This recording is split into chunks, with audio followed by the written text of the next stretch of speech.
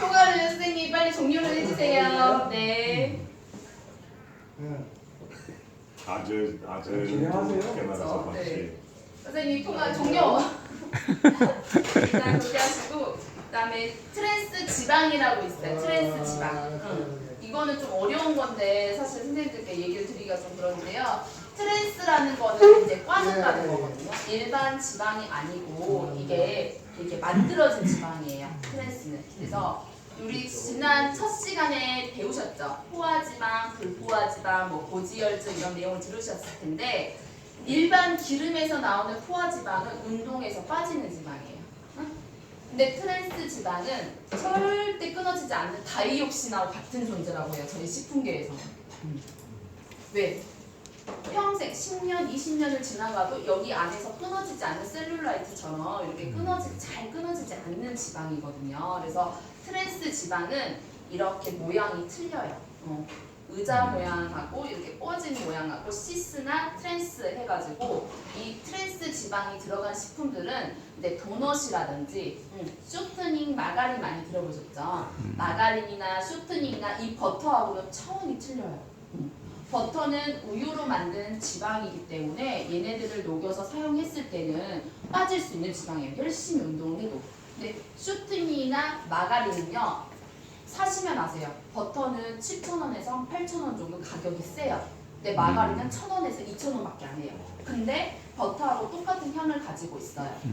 그러면 이 음식을 딱 드셨을 때 나는 버터하고 똑같은 그냥 맛만 보면 돼. 똑같은 쿠키만 만들면 돼. 해가지고 사용하신 이 제과점이나 이런 빵집 같은 경우는 그런 음식들을 정말 이쁘게 만들 수는 있지만 먹었을 때 사람들이 이게 끊어지지가 않으니까 굉장히 건강에 해로우시겠죠. 그래서 이런 게 바로 안 좋은 트랜스 지방입니다. 트랜스 지방이면 그 마가린 하면 옥수수에서 나오는 것 같은데요?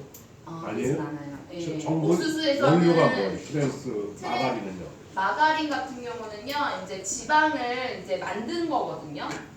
그 쇼트닝하고 그 유화제를 가지고 이제 만든 거예요. 그래서 그 버터, 옥수수 같은 경우는 탄수화물이잖아요. 근데 옥수수 향을 집어 넣으면서 옥수수에 있는 그 안에 있는 배아 같은 거 있죠. 그걸 가지고 이제 만드는데 유화제랑 첨가물을 가지고 가짜의 그런 식용유 같은 거 그런 것들을 같이 이용해서 만드는 거죠. 고체시킨 거예요.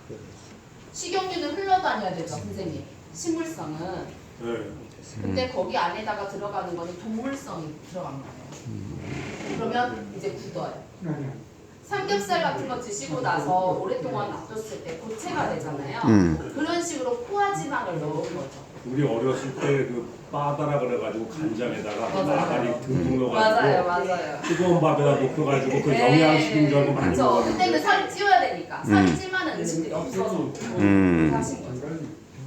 쇼트닝은 마가린보다 더 나쁜 거예요. 그 튀김할 때 막 길거리에서 포장마차 튀김할 때 네, 팝콘 같은 거 튀길 때나 아니면은 이렇게 팝콘하고 관련된 게 쇼트닝이 좀 많이 들어가 있고요. 그리고 식빵 같은 것도 좀 들어가 있어요. 쇼트닝이. 근데 마가린보다 살짝 더 이렇게 크림화 된 거죠. 그러니까 질이 제일 나쁜 건 트랜스예요. 그래도. 트랜스 지방이 이제 마가린하고 쇼트닝에 많이 들어가 있는 거지 트랜스가 식품은 또 아니에요.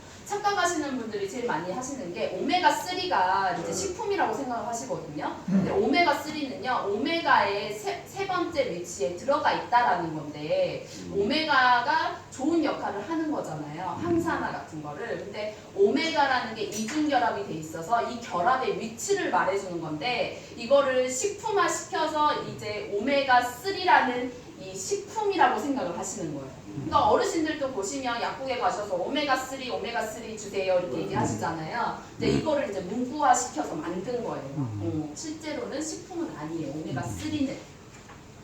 오메가3의 이제 세 번째 위치에 있는 오메가다라는 게 오메가3다. 오메가3 지방산 이렇게 얘기를 하는 게 올바른 표현이세요. 네, 그렇게까지 길게 얘기 안 하죠. 네. 그래서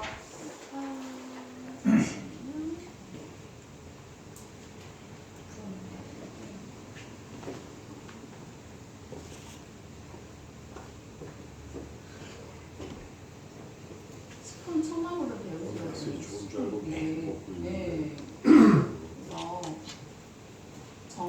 두시고 이게 제일 첫 번째 방법. 애기들도 요즘에는 옛날부터도 이렇게 영양 표시를 많이 배우시거든요. 네, 배우는데 이제 어른분들도 이제 배우시지 않습니까? 식품을 이제 가공하고 조리할 때 품질을 유지 또는 개선을 시키고 색을 유지하는 등 목적으로 이제 첨가하는 물질이 식품 첨가물이라는 정의이세요. 네. 그래서 항산화 보존, 향 증진, 감미료, 그다음에 영양 강화, 착색. 근데 이런 게 또 없으면 이제 몸에다가 투입을 했을 때 식품의약품 안전처가 있잖아요. 근데 거기서도 다 실험을 해보고 이거를 내가 100년 동안 먹었을 때 문제가 없습니다 하고 이제 이렇게 식품이 나온 거라서 문제는 없지만 많이 먹었을 때는 이제 위험하다. 그래서 해가 되는지 안 되는지 이게 국가에서 이렇게 기준을 정해가지고요. 이제 테스트를 해봐요. 네.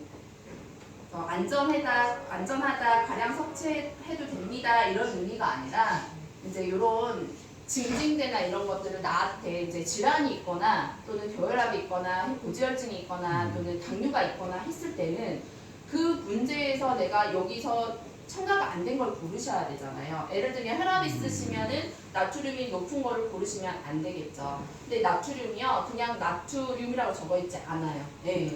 어떤 식으로 적어져 있냐면 나트륨이긴 나트륨인데 그 앞에 문구가 이제 칼륨, 염화 칼륨 해가지고 칼륨을 좀 조심하셔야 되는 분들이 또 있거든요. 그러면 염화 나트륨 이런 식으로 염소가 또 들어가 있는 것들도 이 나트륨으로 몸속에서 바뀔 수가 있어요. 그래서 염소가 들어가 있는 물질도 굉장히 조심하셔야 되는데 방부제 중에서 저장을 했을 때 이제 방부제하고 살균제를 넣게 되고요. 그다음에 맛은 이제 선생님들이 조금 글씨가 작아서 제가 읽어드릴게요. 감미료하고 화학 조미료가 들어가 있고, 그러니까 맛에서 감미료가 들어가 있는 식사 중에서 요즘에 설탕 중에 자일루스 많이 들어보셨어요? 올리고당 많이 들어보셨죠? 그리고 액상 과당이 많이 들어있는 이 제로 콜라, 제로 콜라, 이 다이어트 하신다고 제로 콜라. 그런 데에도 이런 감미료가 많이 들어가 있어요. 그러니까 감미료가 좋은 것도 있지만 나쁜 점이 뭐냐면 혀의 미각을 멍청하게 만들어요. 내가 단맛을 먹으면 더 단맛을 요구하는 더 충격적인 단맛을 요구를 하기 때문에 이 감미료를 먹었을 때 또는 액상 과당을 먹었을 때는 몸에서는 혈당이 떨어진다고 계속 먹게 되는 거예요. 그러면 일반 설탕을 드시잖아요. 그러면 이게 시원한 설탕 맛이 아니라 자일루스 사탕 하나 드셔보세요. 그러면 뭔가 그냥 일반 사탕보다는 입안이 개운하면서 시원해요. 이게 엄청 더 이렇게 단맛을 더 많이 내는, 조금만 넣고 많이 내는 거. 옛날에 이게 뻥튀기 많이 하실 때 이제 넣으셨던 게 있잖아요. 그 사카린. 어떤 어머님은 식혜도 넣으세요. 식혜. 그러니까 사카린이 들어가야지 설탕을 내가 10스푼 넣은 것보다 한 티스푼 넣은 게 훨씬 더 극대화되고 효과가 있다 해가지고 넣긴 하거든요. 근데 맛을 보세요. 별 차이가 안 느끼셨죠? 네. 그러니까 한 접시, 한 머그컵 한 잔만 드실 거를 2잔, 3잔을 드시는 거예요. 나중에. 그러니까 애들이 중독이 될 수 있어요. 단맛 중독. 그러니까 요즘에는 미각 테스트로 짠맛이 아니라 단맛 테스트를 많이 해요. 이런 초등학교 가면. 그러니까 모양은 이제 팽창제라든지 명반이나 이제 손톱에다가 우리 복숭아 물들일 때, 이제 복숭아 물들일 때 명반 쓰잖아요. 그런 것들도 이제 명반이나 주석산 수소 칼륨이라고 해서 이제 빵이나 과자를 부풀릴 때 그런 팽창제를 많이 쓰고요. 이제 케이크나 비스켓, 초콜릿 같은 거. 그다음에 안정제나 응결제 해가지고 치즈라든지 뭐 아이스크림, 통조림 이런 게 있고요. 색은 이제 착색제, 발색제, 탈색제 이렇게 있는데 아질산 나트륨이라고 해서 일반 소세지나 이렇게 색깔 있는 거 있죠. 아버님 그 돼지고기나 소고기나 이런 거를 이제 익히면 무슨 색깔이 나오세요? 오늘도 돼지갈비, 등갈비 요리할 텐데. 좀 회색빛이 낫지 않아요? 그렇죠. 돼지고기도 우리가 구워보면 삼겹살 구워보면 회색빛이죠. 어떻게 소세지가 분홍색이 나올 수가 있겠어요? 그렇죠. 말이 안 되는 거예요. 그러니까 얘네들은 소세지가 하얘야 돼요. 응? 그러니까 비싼 소세지도 한번 보세요. 그러면 착색제가 안 들어가 있고 유통기간이 짧아요. 착색제나 첨가물이 이제 고르실 때는 이런 원재료명에서야 이 안에 줄이 제일 짧은 거를 고르셔야 제일 첨가물이 많이 안 들어간 거예요. 그러면서 유통기한을 봤을 때 유통기한이 제일 짧아요. 예. 그러니까 이런 식초나 이런 것들은 이제 이런 탄수화물로 만들어진 것들은요 되게 굉장히 길어요. 근데 이 안에서 이제 탄수화물 중에서 다른 게 많이 섞여 있으면 이제 이게 짧아져요. 단백질, 소세지나 어묵이나 뭐 이런 신선식품이 섞여 있으면 유통기한이 짧아지고 쌀은 선생님들 보관하셨을 때 1년을 보관하셔도 드실 수 있잖아요. 거기 안에 첨가물이 있어요? 없죠. 예, 현미 첨가물 있어요? 없잖아요. 탄수화물은 그만큼 몸에 들어와도 안전하고 밖에 내놔도 안전한 식품. 예. 그래서 우리가 회복을 할 때 환자들한테 제일 먼저 주는 게 보리차나 탄수화물이나 죽 종류로 많이 드리는 잖아요. 그래서 이런 첨가물 들어가 있는 것들은 조금 조심해서 식사를 하시는 게 좋아요. 오늘 도라지 제가 안 그래도 조금 더 몸에 좋은 거 보려고 했는데 어쩔 수 없이 그래도 우리가 이제 소금에 빡빡 씻을 거거든요. 드셔도 문제는 없어요. 자주 말고 이런 이 미세먼지가 좀 많잖아요 요즘에. 그래서 첨가물이 조금 있어도 괜찮아요. 국내산 드세요 집에서는 지금 다 털어야 돼가지고. 단무지도 저번 시간에 저희가 두부김밥이라고 해서요 이제 손전유 요리교실에 단무지를 사용을 했거든요. 근데 단무지의 치자 색소라든지 조금 요즘에는 그래도 좀 많이 사람들이 알아서 사카린 나트륨 오무첨가 해가지고 사카린을 많이 넣진 않아요. 단무지 딱 드셔보시면 단맛이 나죠. 근데 여기다가 설탕은 끈적끈적해서 손에 막 달라붙고요. 요리하실 때 되게 불편해요. 그래서 단무지를 사람들이 이렇게 설탕 많이 들어간 거는 많이 쓰진 않고 이런 식으로 하는데 사카린이 보세요. 어떤 질환이 안 좋은 거예요? 소화기, 그다음에 콩팥, 발암성. 콩팥은 뭐냐면 이제 신장이죠, 신장. 신장에 끈적끈적하게 혈관이 들러붙는다는 거예요. 이게 설탕이 그래서 찬물에 5분 정도 담가서 이제 빼시고 어묵 같은 경우는 소르빈산 칼륨이라고 해서 이제 뭐 위염 같은 거, 발암성 이런 거 많이 있는데 요즘에 이제 조금 더 건강 지식이 많이 발전해서 이런 첨가물이 좀 많이 줄어든 식품들이 많이 나와요. 그래서 이런 문구가 보이면 웬만하면은 고르지 마시라는 거. 어묵을 실제로 저는 학교에서 만들어 봤거든요. 흰살 생선이 많이 들어간 어묵이 제일 좋은 어묵이에요. 네, 아시죠? 근데 잡고기가 많이 섞인 어묵은 색깔이 까매져요. 그리고 어묵은 그러니까 생선을 왜 많이 이게 생선을 막 다져보면요 끈적끈적하게 이제 콜라겐이 나오면서 얘네들이 어묵이 되는 거거든요.